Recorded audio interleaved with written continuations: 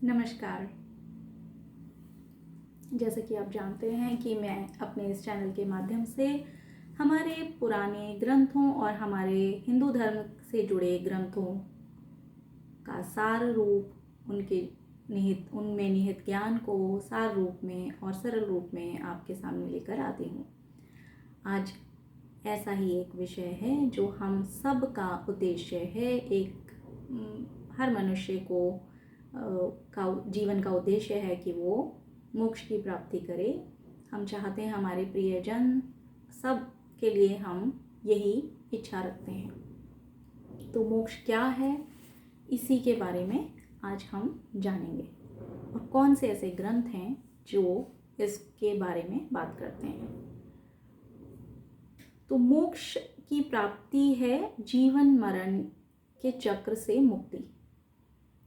अपने वास्तविक स्वरूप को पहचानना मोक्ष है।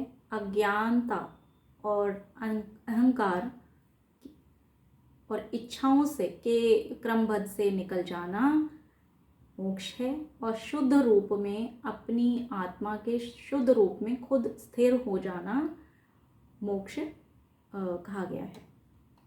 4 ऐसे ग्रंथ हैं जो इस बारे में बात करते हैं। कथा उपनिषद हैं। चैप्टर 2 कहता है कि अगर हम अपनी इच्छाओं से मुक्ति पा लेते हैं तो हम जन्म मरण के चक्र से निकल जाते हैं और हम मृत्यु के भय से निकल जाते हैं और हम मोक्ष पा लेते हैं। मुंडक उपनिषद भी यही कहता है कि अगर हम इल्यूजन से और अपने अज्ञानता से बाहर निकलकर ज्ञान की तरफ, नॉलेज की तरफ जाते हैं तो हम मोक्ष प्राप्ति कर लेते हैं। 3rd है भगवत गीता, जिसमें श्री कृष्ण ने कहा है कि अगर आप ईश्वर में सरेंडर कर देते हैं, पूर्णतः आप उनके प्रति सरेंडर का भाव रखते हैं और उनके बताए हुए मार्ग पर चलकर, जो उन्होंने 3 मार्ग बताए, कर्म, योग, भक्ति और ज्ञान, उन पर चलते हैं पूर्णतः अपने सरेंडर के भाव के साथ, तब आप, श्री कृष्ण कहते हैं, भगवान की प्राप्ति आपको होती है और आप मोक्ष प्राप्त कर लेते हैं। 8वें अध्याय में ही गीता में कहा है, जो मुझे पा लेता है वो जन्म मरण के चक्र से निकल जाता है। नेक्स्ट जो ग्रंथ है वो है भगवत पुराण, जो कहता है कि मोक्ष का मतलब है अपने ट्रू सेल्फ को पहचानना, अपने शाश्वत और ट्रू सेल्फ को पहचानना और उस कामनेस में लीन हो जाना, उसके साथ एकत्व स्थापित कर लेना, वो मोक्ष है। तो मोक्ष इस तरह से 4 बातें हैं जो परिभाषा जो दी गई है वो है जन्म मरण से चक्र से मुक्ति पा लेना, अज्ञानता से ट्रू ज्ञान, सत्य ज्ञान की तरफ को पा लेना मोक्ष प्राप्ति है। और आत्मा अगर परम सत्य और परमात्मा में एकत्व हो जाए, लीन हो जाए, कंप्लीटली सरेंडर करके, तो वो मोक्ष पा लेती है। और चौथा है शाश्वत शांति, आनंद और पूर्ण तरह से स्वतंत्रता। स्वतंत्रता अपने आप में एक बड़ा लंबा, जैसे कहते हैं, इस पे विचार किया जा सकता है, क्योंकि यहाँ पे अटैचमेंट्स से, जितनी भी इच्छाएं हैं उनसे, हमारे इंद्रियों जितनी भी हमारी हैं उन पर नियंत्रण, ये सब चीज़ें हमें स्वतंत्रता, ट्रू लिबरेशन दिलाती हैं। श्री कृष्ण ने गीता में अपने 18वें अध्याय को मेनली जो मोक्ष पर है, उसमें ये कहा है कि कौन मुझे पा सकता है। उसके मार्ग उन्होंने कर्म, भक्ति और ज्ञान योग बताए हैं, लेकिन उन्होंने कुछ एग्जाम्पल्स देकर भी चीज़ों को समझाने की कोशिश की है हमें, कि एक सात्विक मनुष्य जो सात्विक जीवन जीता है वो जन्म मरण के चक्र से निकल जाता है, वो मुझे पा लेता है और जन्म मरण के चक्र से निकल जाता है।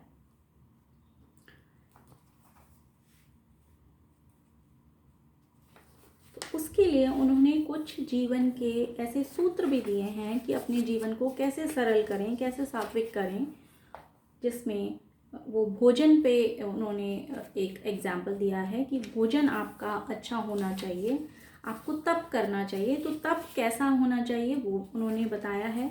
फिर उन्होंने बात किया है त्याग कैसे होने चाहिए, किस चीज़ का त्याग करना चाहिए। कर्म की बात है तो कौन से कर्म आपको करने चाहिए, ये और किस तरह की बुद्धि, जो बुद्धि की बात है कि बुद्धि कैसी, सात्विक बुद्धि कैसी होनी चाहिए। तो सबसे पहले देखते हैं कि गीता में भगवान कृष्ण ने कैसा भोजन कहा है।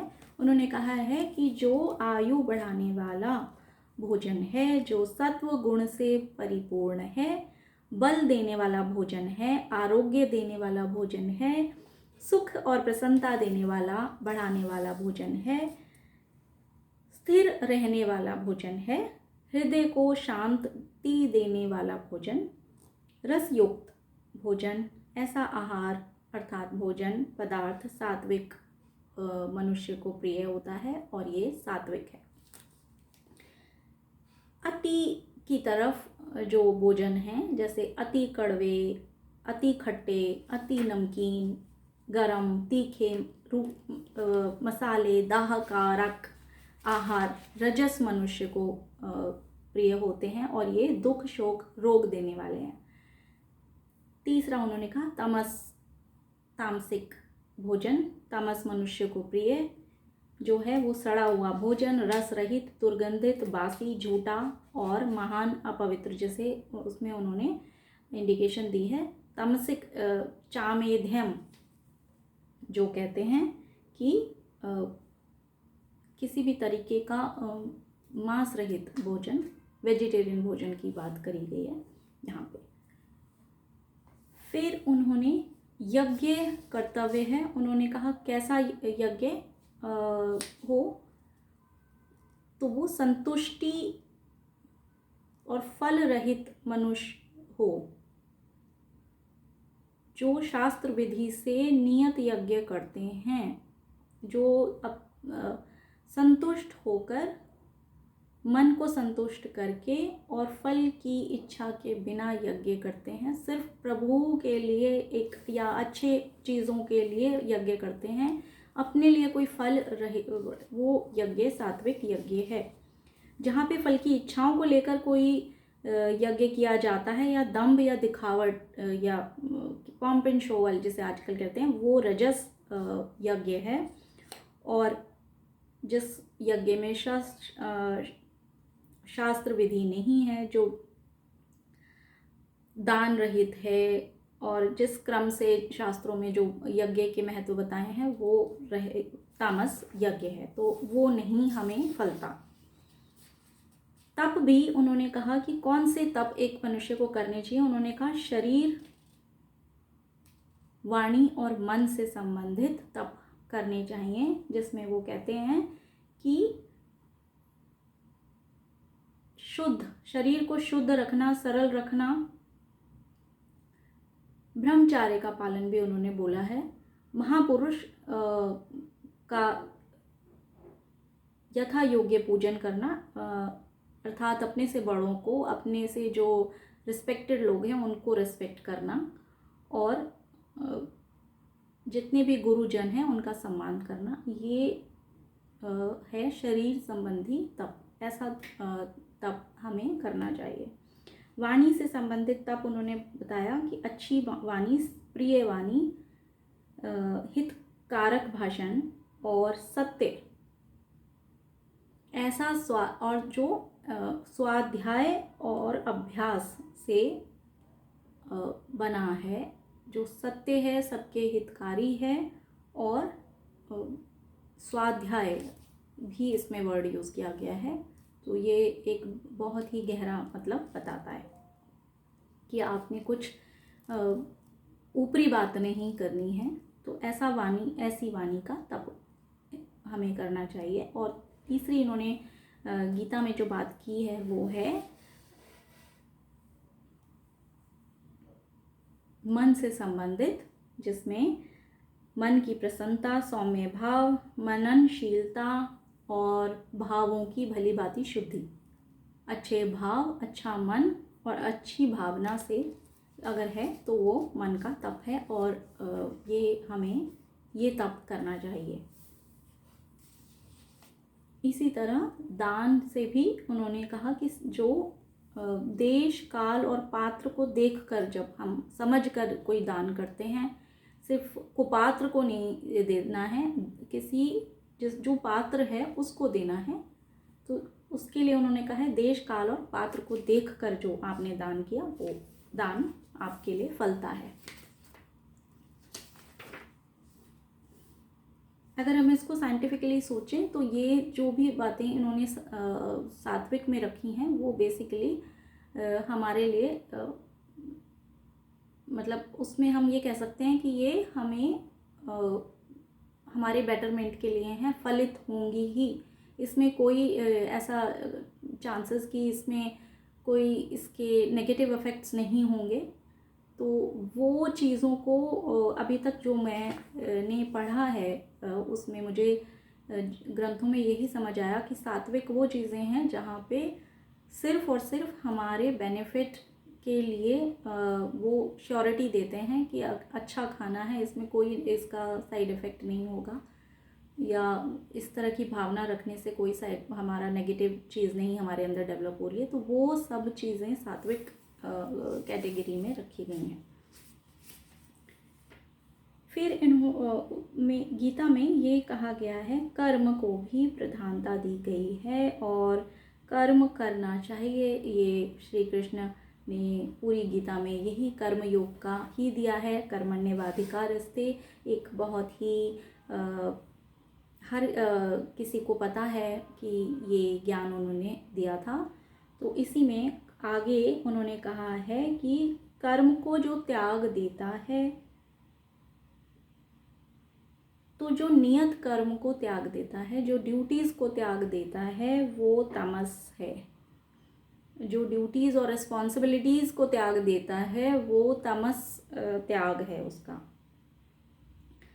अगर वो शरीर परिश्रम के भय से, शारीरिक परिश्रम के भय से कोई त्याग कर देता है किसी कार्य का, जिसे आलस्य भी कह सकते हैं, तो वो राजस त्याग है।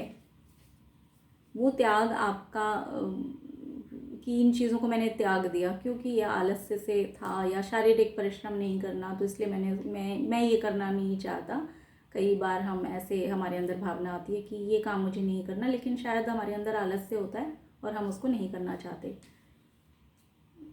तो कौन सा त्याग उच्च बताया है? उन्होंने कहा है कि कर्तव्य मात्र से, ड्यूटी को मानकर, धर्म को मानकर, कर्तव्य को मानकर जो कार्य करते हैं बस वैसे ही हमें कार्य करना है। मतलब अनकंडीशनली हमें कार्य करने हैं। नियत कर्म जो हमारी ड्यूटीज़ हैं उनको, और उससे अटैचमेंट को त्यागना है और उसमें फल की इच्छा को त्यागना है। ये दो त्याग करना सात्विक त्याग है। फिर बहुत ही सुंदर एक और उन्होंने भगवान कृष्ण ने बात की है जो कर्म से जुड़ी है, कि जो कर्म शास्त्र विधि से नियत किया है, जो बताया गया है शास्त्रों में, जैसे नियम बताए गए हैं उनके अनुसार जो कार्य किया है, जिसमें अभिमान नहीं है और फल की इच्छा से रहित है और मनुष्य द्वारा बिना किसी राग द्वेष के करा गया है, वो कर्म सात्विक है। अगर हम उसमें अहंकार और से और कर्म को भोगने के लिए कोई कार्य कर रहे हैं तो वो रजस है। और अगर कोई भी कर्म जो परिणाम हानि, हिंसा, सामर्थ्य को ना देखकर मोहपूर्वक हमने आरंभ कर दिया, वो तमस है। तो इस तरह से बहुत ही सुंदर से और बहुत ही सरल हमें गाइडेंस हमें दिए हैं, स्टेप बाय स्टेप समझाते हुए। और बुद्धि के बारे में कहा है कि कौन सी बुद्धि सात्विक है। तो बुद्धि जो बुद्धि डिस्टिंग्विश कर सकती है, जिसके अंदर विजडम है बेसिकली, जो प्रवृत्ति और निवृत्ति को, कर्तव्य अकर्तव्य को, भय को और अभय को, और बंधन और मोक्ष को, जो बेसिकली एक विवेकशील बुद्धि के बारे में बात हो रही है कि ऐसी बुद्धि सात्विक बुद्धि है। लेकिन जो मनुष्य अगर धर्म और अधर्म या कर्तव्य अकर्तव्य को ठीक से नहीं जान पाता, धर्म से, जहाँ भी जैसा मैंने कहा कि धर्म हमारे शास्त्रों में ड्यूटीज़, रिस्पॉन्सिबिलिटीज़ जो हमारे एक्चुअल होते हैं एक लाइफ को अच्छे से अच्छा बनाने के लिए, वो धर्म बताए गए हैं। तो जितने जो धर्म हैं, यहाँ रिलीजन को लेकर के धर्म नहीं कहा गया है, धर्म हमारे डिवाइन ड्यूटीज़ हैं जो हमें करनी चाहिए एक अच्छा जीवन पालन करने के लिए कुछ, और वो शास्त्रों में कि आपने अच्छा जीवन ऐसे बिताना है, उसके लिए अनेकों हमारे पास ग्रंथ हैं जो हमें गाइड करते हैं अच्छी जीवन जीने के लिए। तो शास्त्रों द्वारा जो बताया गया है धर्म, वो हम नहीं पहचान पाते, सही और गलत बेसिकली अगर नहीं पहचान पा रही है कोई बुद्धि, माइंड, तो वो राजसी बुद्धि है, जो धर्म अधर्म, कर्तव्य और अकर्तव्य में डिस्टिंग्विश नहीं कर पा रही है। अब तामसिक बुद्धि कौन सी है? जो अधर्म को ही धर्म मान लेती है। एक है वो डिस्टिंग्विश ही नहीं कर पाती, तो वो राजसिक है, जहाँ कन्फ्यूजन बना हुआ है। लेकिन एक उससे ज़्यादा एक्सट्रीम कंडीशन है जहाँ पे अधर्म को हम धर्म मान लेते हैं और सब चीज़ों का उल्टा हमें समझ आता है, तो वो है तामसिक बुद्धि। तो वो इस तरह से कि ये जैसे सपोज हम कहें कि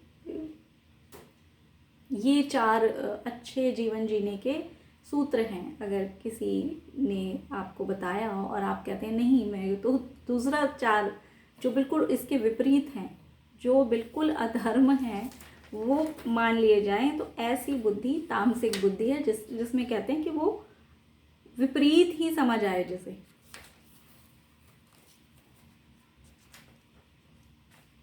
तो ये बहुत ही सुंदर से श्लोकों का अर्थ एक सरल रूप में गीता है, गीता प्रेस की, जिसमें से मैंने निकाले हैं। और गीता पढ़ना मुझे बहुत आसान रहता है। इसमें मैंने सिर्फ मीनिंग्स को लिया है, जिसमें उसको शब्दार्थ और मीनिंग वाली दिए गए हैं और इसमें व्याख्या नहीं है।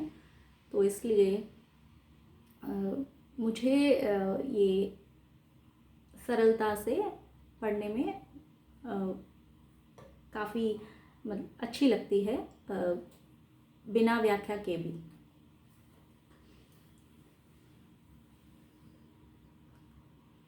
तो मोक्ष से जुड़े कि मोक्ष की प्राप्ति कैसे हो, और हमारे धर्म हमें जो कहते हैं कि ऐसा कर्म करना है, या गीता में भगवान ने कहा है इस तरह का जीवन जीने वाले, सात्विक कार्य करने वाले, सात्विक भोजन, सात्विक बुद्धि, और ये तप, सात्विक तप करने वाले लोग जो शरीर, मन और वाणी से सात्विक तप करते हैं, वो लोग मुझे पा सकते हैं। और ये एक स्टेप्स हैं कि इस तरह से आप छोटी छोटी चीज़ों को इनकॉर्पोरेट अपने अंदर कर लें, तो आप भगवान के प्रिय बन जाएंगे और आप लिबरेशन जो आपका है, मोक्ष, भगवान की प्राप्ति कर लेने के बाद बाकी फिर हमें उसके बारे में नहीं सोचना, क्योंकि श्री कृष्ण ने कहा है 8th चैप्टर में कि जो मुझे पा लेता है वो जन्म मरण के चक्र से निकल जाता है। तो ये बहुत ही सुंदर थ्योरीज़ हैं, एक जिसको एक अच्छे जीवन के लिए बताया गया है कि हम अपना जीवन सुख में बनाने के लिए, अज्ञानता से दूर जाने के लिए, ज्ञान की तरफ जाने के लिए, और श्रद्धापूर्वक जीवन जीने के लिए और कर्तव्य परायण होकर जीवन जीने के लिए जो मार्ग अपनाते हैं, वो हमें मोक्ष के मार्ग की तरफ लेके जाता है।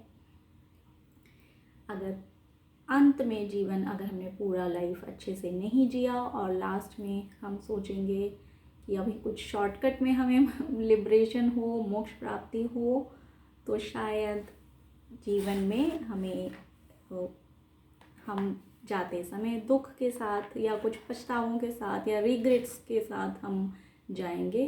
तो ये एक बहुत ही महत्वपूर्ण बात है कि हम अपने पूरे जीवन को एक सरल जीवन और बना लें और जो गाइडेंस हमें दी गई है उनको फॉलो करें।